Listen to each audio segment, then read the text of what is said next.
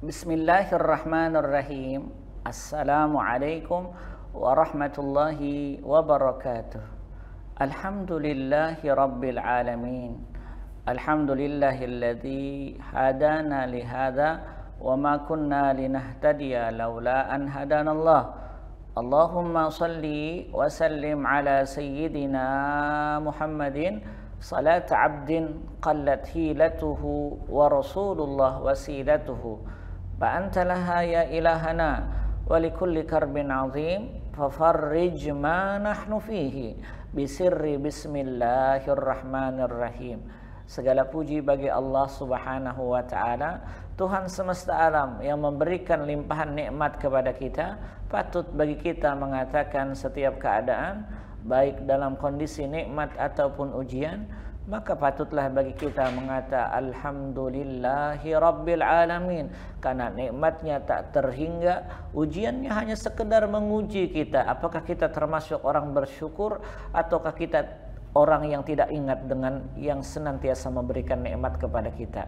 Salawat teriring salam tak lupa kita haturkan kepada junjungan kita Nabi besar Muhammad sallallahu alaihi wasallam. Allahumma salli ala sayyidina Muhammadin salat abdin qallat hilatuhu wa rasulullah wasilatuhu.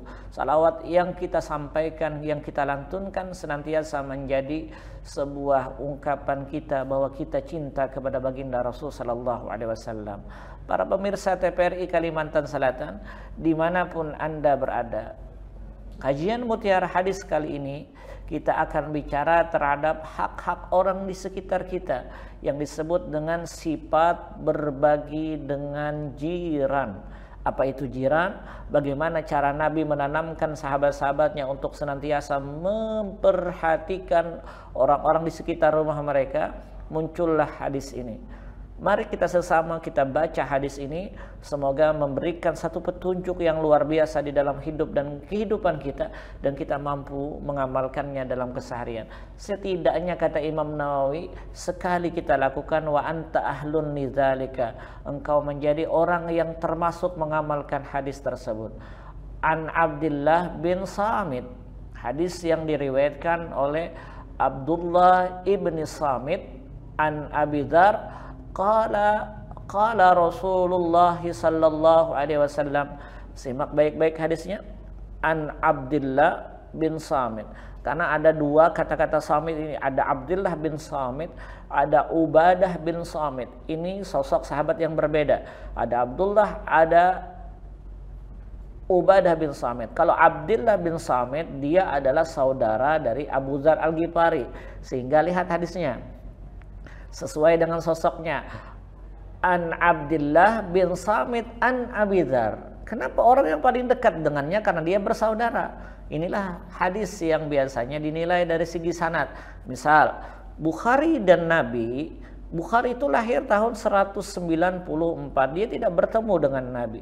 Tapi antara sanad dia dengan baginda Rasul, perkataannya itu ada terselisih dengan 3 sahabat, dengan 3 orang, baik dari kalangan tabi'in kemudian sahabat sampai kepada Rasul, yang disebut dengan sulasiyat. Ini adalah 3, ada yang 4, ada yang 5, ada yang 6, ada yang 7 sampai 9, tidak lebih daripada itu. Maka para ulama sudah memberikan kaidah-kaidah kita mengenali hadis itu. Kalau hadis ini sanadnya tersambung, maka hadis ini bisa dipertanggungjawabkan. Karena hadis itu dikatakan lemah karena 2 faktor. 1, saktur ruwat, hilangnya perawi. Kalau hilangnya perawi kita tidak bisa lagi mengatakan, karena kita tidak tahu siapa yang mengatakan, hilang perawinya. Yang kedua, cacatnya perawi. Cacat perawi yang mengatakannya ada tapi dia bermasalah. Cacat perawi tapi harus ditinjau dari 2 sisi. Pertama, binisbati adalatihi, ada rawi yang bermasalah dari sisi keadilannya. Perawi yang bermasalah dari sisi wamin dhabtihi, dari sisi yang disebut dengan ketelitiannya. Jadi ini penilaiannya beda. Nah, sehingga hadis lemah Dari tinjauan Imam Nawawi, berdasarkan riwayat-riwayat yang terdahulu, hadis itu jika dikatakan lemah masih boleh dilakukan berdasarkan kategori pada ilul amal namanya. Kebiasaan kita beramal selama tidak bersinggungan dengan perkara akidah dan yang lainnya, dengan yang hukum dan sebagainya. Kalau hanya dorongan untuk beramal itu boleh. Biasanya dorongan beramal itu dikuatkan dari hadis-hadis yang lainnya, sehingga Imam Bukhari tidak menilai atau tidak membuang hadis-hadis yang lemah. Contoh, Imam Bukhari mengumpulkan hadis-hadis yang lemah dalam satu kitab, namanya Kitabu Adabul Mufrad namanya. Begitu pula Imam Abu Daud dan sebagainya. Bahkan ada hadis-hadis yang dianggap lemah padahal dia lebih tua umurnya daripada Bukhari. Namanya Sunan Ad-Darimi. Misalnya Musnad Ahmad bin Hambal. Musnad Ahmad bin Hambal banyak juga hadis yang dikatakan lemah. Tetapi kenapa Imam Ahmad memasukkan hadis tersebut? Karena masih menghormati bahwa itu masih bisa dipertanggungjawabkan. Maka janganlah engkau bermuamalah dengan hadis lemah seperti engkau bermuamalah hadis itu palsu. Hadis lemah ya lemah, masih bisa dikategorikan hadis. Tapi kalau hadis itu palsu, maka kita jelaskan apa yang menjadi penyebab palsunya. Baik, hadis ini kita baca. An Abdullah bin Samit an Abi Dzar qala radhiyallahu ta'ala anhum qala Rasulullah sallallahu alaihi wasallam, Nabi bersabda, ya Abu Dzar, lihat ini kondisinya ke Abu Dzar, idza tabakhta marakatan fa'aksir ma'aha wa ta'ahad jiranaka. Maknanya dari Abdullah bin Samit dari Abu Dzar, dia berkata, Rasulullah sallallahu alaihi wasallam bersabda, kata Nabi kepada Abu Dzar, wahai Abu Dzar, apabila kamu memasak kuah, marakatan, dalam bahasa Arab marakah itu adalah air yang disisipkan di dalamnya seluruh tumbuh-tumbuhan atau sayur menyayur, sehingga diterjemahkan di dalam bahasa hadis idza tabakhta marakatan, apabila kamu memasak kuah sayur. Karena kuah itu ada beraneka ragam, ada yang disebut dengan idam al-khul. Nabi pernah mengatakan ketika Aisyah memasakkan cuka, jadi kuah cuka namanya. Boleh dikatakan di zaman kita mungkin acar, ada acarnya. Lalu Nabi pernah mengatakan fa'aksir ma'aha, kalau tak sanggup memberikan banyak untuk sayurnya, maka perbanyaklah airnya. Wa ta'ahad jiranaka, berikanlah sebagiannya kepada tetanggamu. Inilah yang disebut dengan hadis terkait dengan sifat berbagi dengan jiran tetangga. Baik, kita akan kaji hadis ini tahapan demi tahapan, dari tahapan perawi, kemudian dari isi, kemudian dari faidah yang memberikan analisa apa yang kita harus lakukan di dalam hadis ini. Tapi pada hakikatnya ini hadis disampaikan oleh Abu Dzar karena kondisi yang berada di dalam keadaannya. Artinya dia begitulah sikapnya kepada tetangga-tetangganya. Bagaimana cerita selanjutnya dari sisi perawi, sisi isi, dan bagaimana faedahnya, kita akan lanjutkan setelah yang satu ini.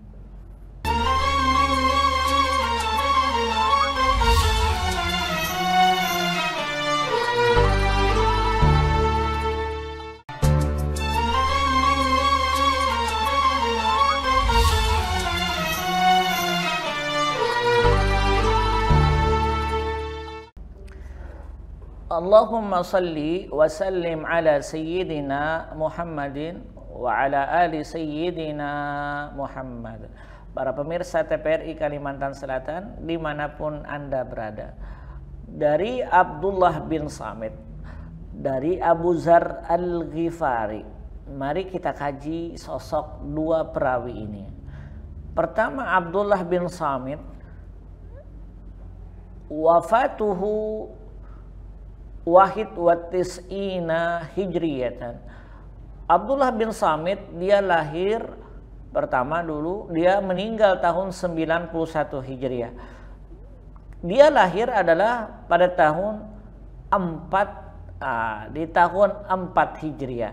Artinya dia pernah bertemu dengan baginda Rasul karena Nabi meninggal di tahun ke-10. Berarti pangkat Abdullah bin Samit adalah seorang sahabat. Nah, begitulah kita cara menilainya. Karena Nabi meninggal pada tahun 10. Di atas tahun 10 bagi mereka yang lahir di tahun 11, tahun 12, tahun 13 maka tidak lagi dikategorikan bahwa orang ini adalah sahabat Nabi. Mereka yang bertemu dengan sahabat-sahabat Nabi namanya tabi'in. Adapun mereka yang bertemu dengan Nabi, beriman dengan Nabi dan pernah mendengar atau mendapatkan wejangan-wejangan Nabi, nasihat-nasihat Nabi, namanya sahabat. Tingkat perbedaannya berbeda. Sahabat ashabikan nujum, kata Nabi. Sahabatku itu bagaikan bintang-bintang di atas langit. Artinya memberikan petunjuk kepada orang lain. Ini adalah qaulus sahabi. Kemudian wahwa ibnu akhi Abi Dzar Al-Ghifari. Abdullah bin Samit adalah saudara dari Abu Dzar Al-Ghifari. Wajar kalau ketika hadis ini langsung bersambung kepada Abu Dzar Al-Ghifari, an Abi Dzar Al-Ghifari. Kenapa? Karena memang orang yang paling dekat rumahnya dengan Abu Dzar adalah Abdullah bin Samit. Artinya objek dalam hadis ini ketika Nabi mengajarkan kepada Abu Dzar agar memperbanyak kuah untuk tetanggamu, yang pertama kali diberikannya adalah kepada saudaranya sendiri, yaitu Abdullah bin Samit. Artinya ini hadis sudah terpraktekkan oleh Abu Dzar dan Abdullah bin Samit. An ammihi. Nah, hadis yang lebih banyak Abdullah bin Samit selain dari Abu Dzar, dia juga pernah mendapatkan hadis kepada Umar, Utsman, Aisyah, Huzaifah dan yang lainnya. Lebih banyak hadisnya ke Abu Dzar Al-Ghifari, kepada saudaranya sendiri. Sosok Abu Dzar sangat disegani oleh Abdullah bin Samit. Adapun orang yang banyak mengambil hadis darinya ada Abu Imran Al-Juni, Humaid bin Hilal, ada Abu Aliyah Al-Barra, ada Muhammad bin Wasi, ada Amr bin Murrah, ada Abu Nu'amah As-Sa'di dan yang lainnya. Ini adalah Abdullah bin Samit. Dia termasuk orang yang dengan kategori siqah. Artinya kalau dia membawa hadis maka dia termasuk orang yang paling terpercaya dalam hadisnya. Adapun Abu Dzar Al-Ghifari, Abu Dzar Al-Ghifari terkenal bahwa dia termasuk orang yang mendapatkan Islam di awal-awal. Dia meninggal pada tahun 31 Hijriah. Dia muslim dari awal, minas sabiqin al-awwalin. Abu Dzar Al-Ghifari namanya sebenarnya Jundab bin Junadah.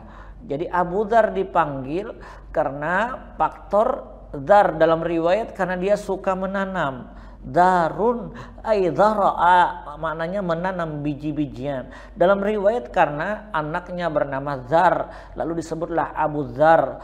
Abu Dzar Al-Ghifari kerjaannya di masa jahiliyah, dia sebelum masuk Islam, yatakasyab min qati'it tariq, pemalak. Jadi kalau ada orang melintas di depan jalan, depan rumahnya atau di jalan, dipalak sama dia. Artinya Abu Dzar ini kalau bahasa Banjarnya ini adalah orang yang sangat tacut, disegani oleh masyarakatnya. Tak berani orang dengannya karena Abu Dzar sangat garang ketika dia memalak orang-orang yang melintas di depan rumahnya. Sehingga ketika dia masuk Islam, Abu Dzar Al-Ghifari sangat ditakuti. Hadis-hadis bicara terhadap zakat lebih banyak dari Abu Dzar. Kata Abu Dzar, andai kata ada orang yang tak mau membayar zakat, maka saya akan datang ke rumahnya. Kalau dia tak mau membayar zakat, saya akan hunuskan pedang. Konsep berbagi lebih banyak kepada Abu Dzar. Karena Abu Dzar orang yang tak suka bagi orang yang banyak menumpuk makanan di rumahnya. Abu Dzar tidak suka bagi ada tetangga yang kaya, tetapi di samping-sampingnya ada orang yang tak berkecukupan dengan makanannya. Maka Abu Dzar sangat marah dengan kondisi ini. Inilah Abu Dzar Al-Ghifari. Apa kata Abu Dzar Al-Ghifari di dalam hadis ini? Kata Abu Dzar, Nabi bernasihat kepadaku.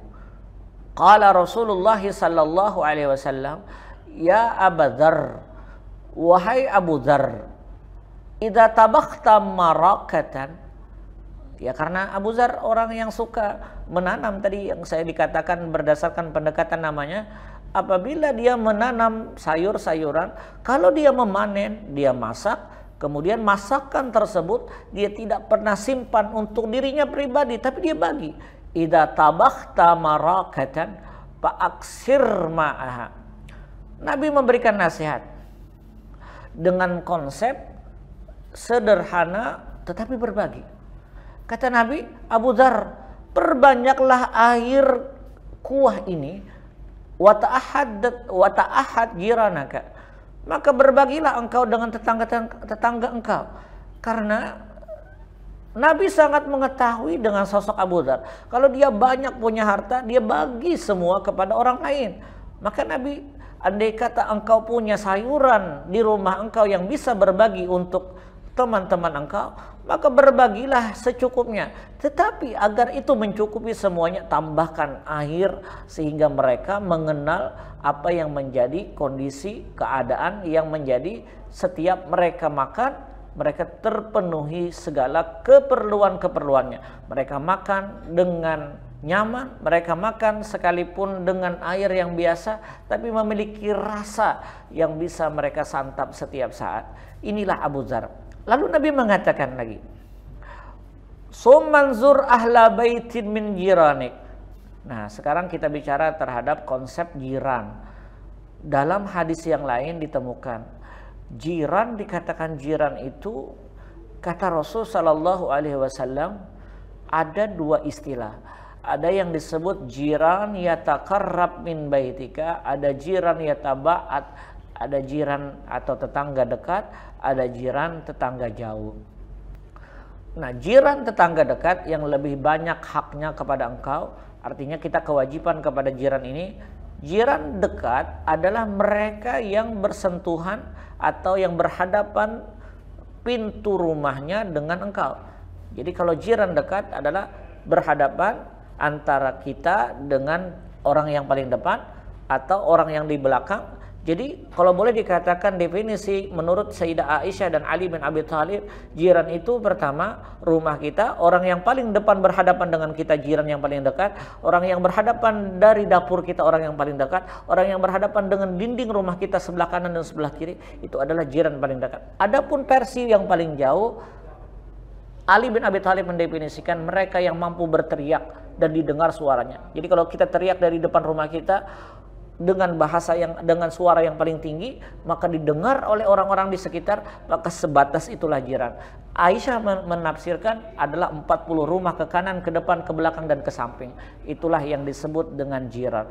Lalu bagaimana hadis ini menanamkan satu nasihat untuk kita agar kita bagus di dalam hidup bertetangga? Kita akan lanjutkan setelah yang satu ini.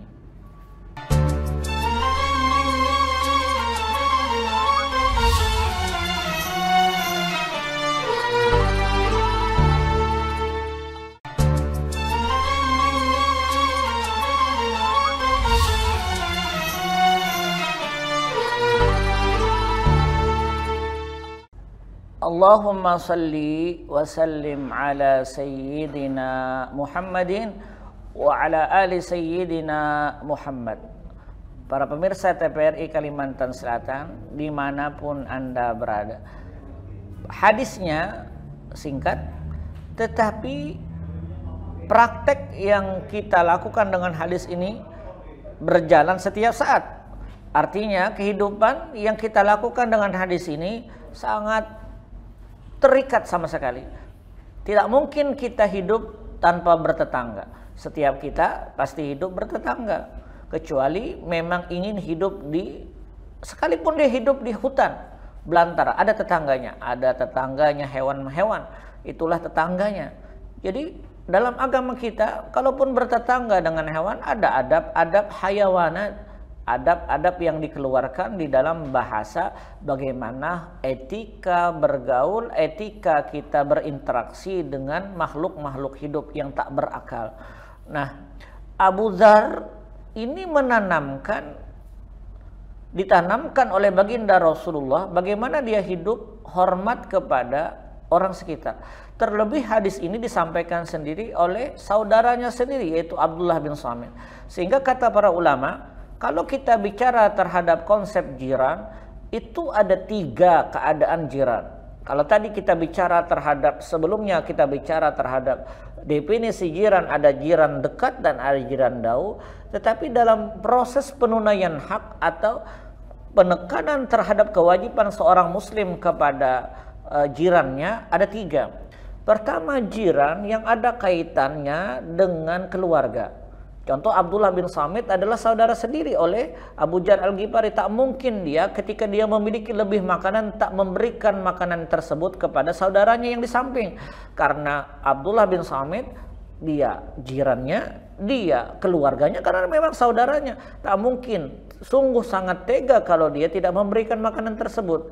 Nah, kategori pertama menurut kajian di dalam kitab fikih dan kitab-kitab hadis, seperti contoh Nasaihul Ibad, kitab hadis tapi bernuansa fikih, atau Tanbihul Ghafilin, dia katakan di dalam sana dikatakan bahwa di antara jiran tetangga yang memiliki hak besar, pertama, 1, jiran tetangga dengan kategori dia tetangga, dia kerabat kita, dia satu agama dengan kita. Jadi jiran, hak kerabat, hak sesama muslim. 1, ini kategori yang paling besar. Ada jiran yang dengan kategori kedua. Dia bertetanggaan dengan kita, namun dia tidak memiliki hukum kerabat dengan kita, dia tidak keluarga kita, tapi dia satu agama dengan kita. Ini hak yang kedua. Sehingga Nabi pernah mengatakan hakul muslim alal muslim khamsun au sittatun. Hak seorang muslim dari muslim yang lainnya ada 5. Dulu pernah kita kaji di hadis-hadis sebelumnya. Hak seorang muslim kepada muslim yang lainnya ada 5. Apabila dia sakit, ditengoknya. Apabila dia meninggal, diantarkan jenazahnya. Apabila dia mengundangnya, dia datang. Apabila dia bersin, didoakannya, dan seterusnya. Ada beberapa hadis yang bicara terhadap hak-hakul jiran. Nah, yang ketiga, selain hak jiran dengan prioritas yang pertama, dia jiran, dia kerabat, dia seagama. Ada lagi dia jiran, dia seagama. Ada yang satu, dia jiran kita, dia tidak seagama, tapi dia tidak memiliki kerabat, ini pun ada haknya. Lihat bagaimana Nabi ketika dia bertetangga dengan orang non-muslim. Ada anak kecil yang sakit, yang biasanya bermain dengan Nabi. Saking baiknya Nabi, ketika tetangganya ini, orang Yahudi ini, dia sakit, dia didatangi oleh Rasul, dibesuknya oleh Nabi Muhammad SAW. Ditanya oleh Nabi keadaannya, sampai reka orang tuanya melihat bagusnya dan sifat baiknya oleh baginda Rasul sallallahu alaihi wasallam. Sampai anak kecil itu sebelum wafatnya dia katakan, Rasul memberikan pesan kepadanya, ya gulam, aslim, masuklah engkau ke dalam agama Islam, bersyahadatlah. Dan orang tuanya, sekalipun orang tuanya tidak bersyahadat, tapi dia merekomendasikan kepada si anak Yahudi tadi, si anaknya, engkau sebutlah syahadat karena Muhammad teramat baik perilakunya bagi kita. Inilah yang sebenarnya harus kita tampakkan di dalam keseharian kita sebagai seorang muslim. Ada hak tetangga, ada hak kerabat, ada hak sesama beragama, ada hak satu agama, ada hak tetangga, ada hak satu agama. Yang terakhir ada hak tetangga, sekalipun itu bersifat non-muslim. Nah, para ulama lalu memberikan petunjuk. Istihbabu ihda'u syai'in minat ta'ami ila jiran, wa khasatan idza kanat lahu ra'iha. Kata para ulama, hadis ini disunahkan memberikan sesuatu dari makanan ke tetangga. Kalau kita memiliki makanan yang berlebih, maka antarkan ke tetangga, kanan, kiri, depan, belakang kita. Itu teramat perbuatan yang baik. Apalagi kata Imam Nawawi, walahu ra'iha, dia memiliki bau masak yang kuat. Misalnya kita masak makanan yang baunya sangat menyengat, anggap saja ikan asin menyengat, lalu kita bersombong dengan tetangga kita. Ketika tetangga menyapa di pagi hari, masak baunya luar biasa ya. Ya, katanya anak saya yang mengirimkan ikan asin. Boro-boro dia mau memberikan, tapi dia bersombong diri dengan apa yang diberikan. Ini sebenarnya tak layak. Apabila setetangga itu mencium bau makanan yang kita masak, seyogyanya kita berikan kepada tetangga tersebut. prinsipnya adalah seperti Nabi.